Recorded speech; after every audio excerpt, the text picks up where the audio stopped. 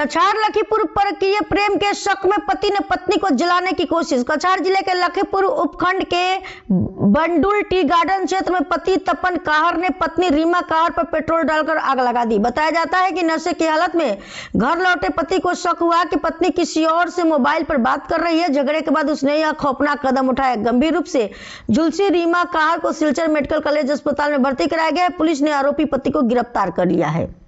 আমরা যাবো দরবার হওয়ার পরে হে আয়া রাত্রে পেট্রোল নিয়ে আইসে আমি দেখছি না হে আয়া ছিটি দিছে আমার জামাই নাম কি তপন কাহা তারপরে আসলে মারি দিছে ম্যাচ মারি দিছে আমার শরীরে আমি পড়ে গেছি এটার আগে আর কিছু করতে পারি তো তারা এই জ্বলা ওলা হইয়া তারে আনছে লাভক তো তা আমার খবর করছে আমি আয়া তার দেখিয়া তো আমি বেজান কান্দাকান্দি করছি তো পরে এখানে মেডিকেলে আনছে তার বিয়া 13 বছর হয়ে যায়।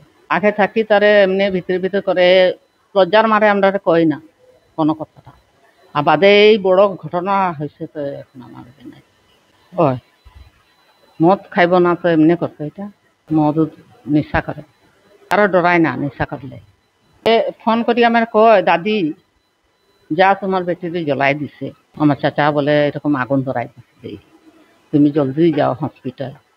আমি রাতারাত গাড়ি রিজার্ভ করিয়া আইছি আয়া দেখি যে মেয়েটা তো বেহুশ সরাসরি কইতে পারে জয়পুর পুলিশে তারা আটক করছে। হ্যাঁ তখন কাহা